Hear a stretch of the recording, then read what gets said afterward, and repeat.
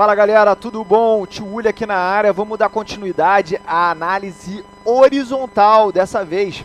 E eu vou até alterar aqui o nome dessa planilha, que eu vou acabar mandando hoje ainda para os meus close friends, para todos os meus alunos do curso Segredos de Família, dos alunos do curso de Factor Investing, da comunidade de investimentos do Tio Uli e dos mentorados, né? Então, gente, a gente já viu a análise vertical, agora a gente vai para a análise horizontal, que é aquela que a gente compara os números e vai mexendo na planilha horizontalmente, beleza? Então, vamos começar aqui com a receita.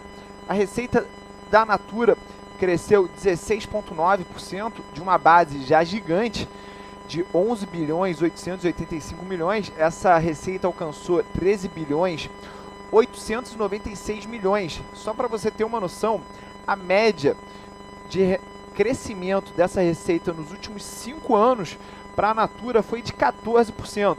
Os seus custos cresceram a 14,29% no último ano. E é por isso que a gente conseguiu ver aqui, ó, que a margem da mesma cresceu de 71,25% para 71,9%.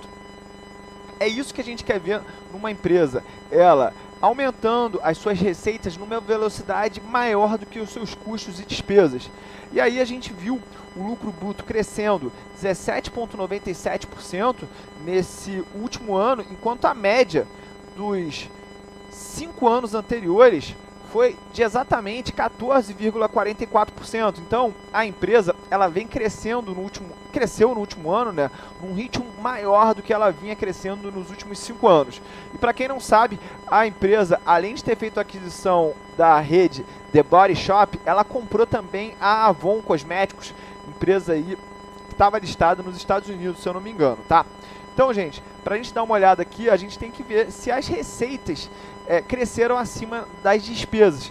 E eu estou vendo que as despesas cresceram 18,99%, um ritmo maior do que a receita, que cresceu 16,9%, como eu já falei. Para a gente ter noção aqui das coisas, a gente precisa dividir essas despesas, se elas cresceram mais na parte de vendas ou na despesa administrativa. E a gente viu aqui que a despesa administrativa foi o que mais cresceu no último ano, em comparação com as vendas. Enquanto as despesas de vendas cresceram 13,43%, as despesas administrativas cresceram 21,4%.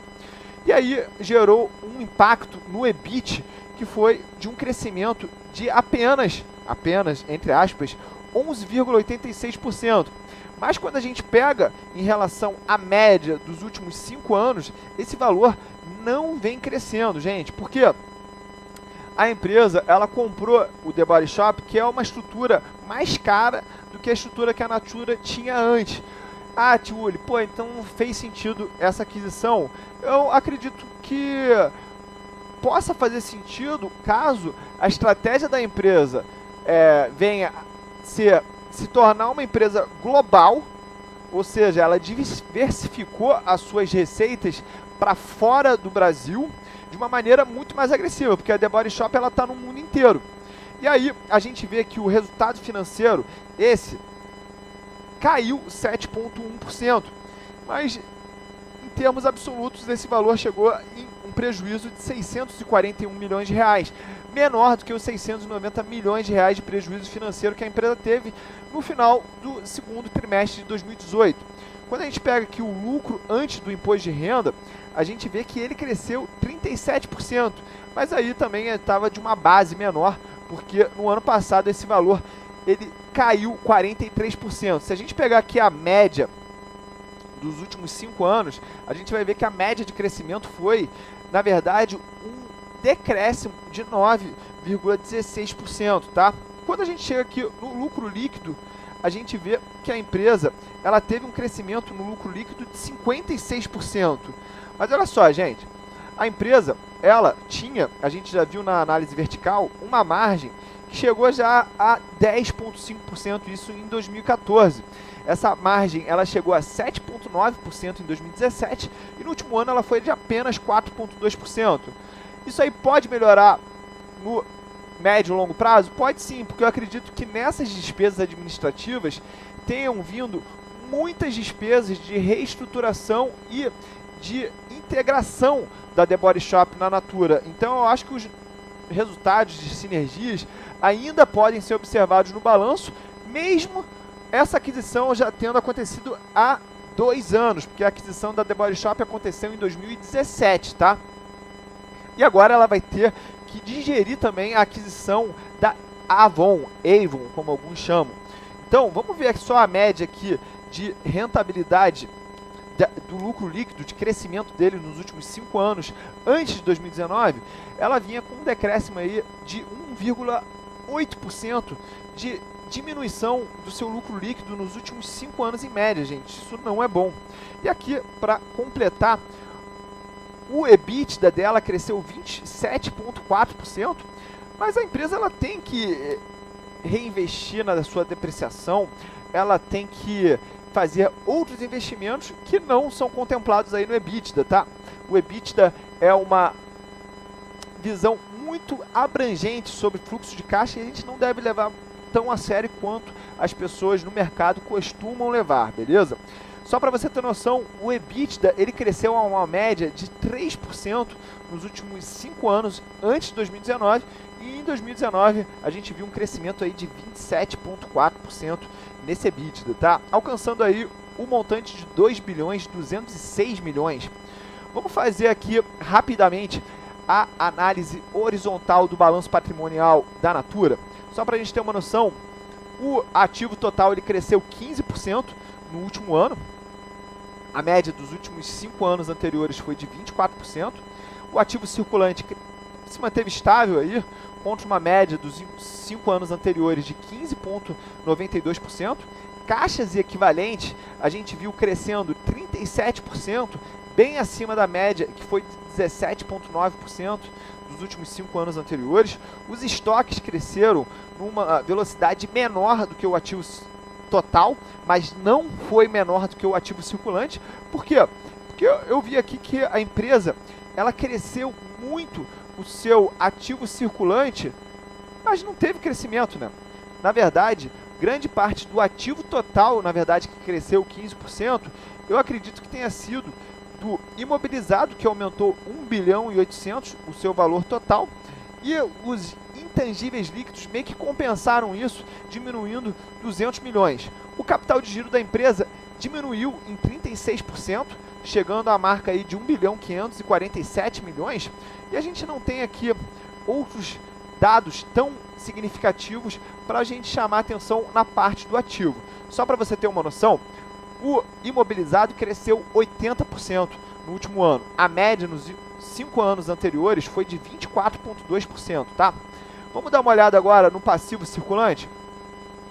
A gente está vendo o passivo circulante crescer em 26,95% e talvez aí esteja a diferença nesse capital de giro, uma vez que o ativo circulante se manteve estável e o passivo circulante cresceu 26%, é claro que isso ia impactar no capital de giro, né? Dentre essas contas do passivo circulante que cresceu de uma forma bastante acelerada, eu chamo a atenção para fornecedores que cresceram 22,2%. Eu não vou falar aqui das obrigações sociais e trabalhistas porque é um montante pequeno em relação ao passivo total da empresa. Outra conta que me chamou a atenção aqui foi a diminuição de 20% do total de empréstimos e financiamentos de curto prazo. Ele diminuiu de 1 bilhão e 28 milhões para 815 milhões. Quando a gente chega aqui no total de empréstimos e financiamentos de longo prazo, a gente viu que esse valor também diminuiu 9,64%. E esses são valores realmente relevantes, porque a empresa saiu de um total de empréstimos e financiamentos de 7,5 bilhões para 6,7 bilhões de reais. E aí, completando essa análise, a gente vê que o patrimônio líquido consolidado cresceu 19,8%, passou de 2 bilhões e 253 para 2 bilhões e 700, e a média desse crescimento do patrimônio líquido vinha sendo, nos últimos 5 anos, como aqui a gente vê, de 19,8% também. Olha só, então a empresa ela manteve o ritmo de crescimento do seu patrimônio líquido, beleza?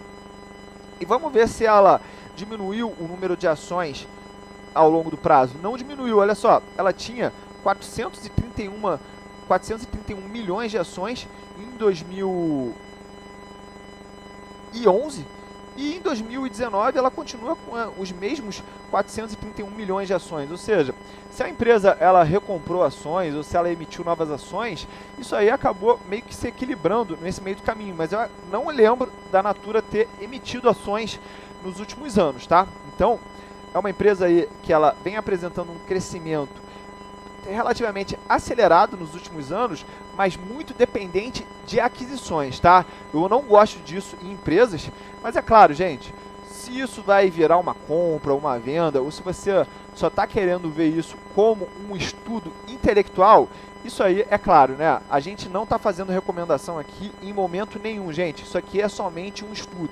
Qualquer juízo de valor da empresa, se ela é uma oportunidade ou se ela está apresentando um risco, isso tudo vai depender da tua análise. Eu só estou aqui apresentando a metodologia de análise horizontal e análise vertical, tá bom? Se você gostou desse vídeo, por favor, deixa o seu joinha aí, deixa um comentário elogiando, porque isso vai favorecer aqui o meu algoritmo da rede social e vai transmitir esse conteúdo para mais pessoas. E eu vou aproveitar também e deixar aqui para você a oportunidade de você falar a próxima empresa que você quer que eu faça a análise vertical e horizontal, beleza, galera? Então, vou ficando por aqui. Obrigado aí pela atenção de vocês e é só o começo, gente. Tamo junto.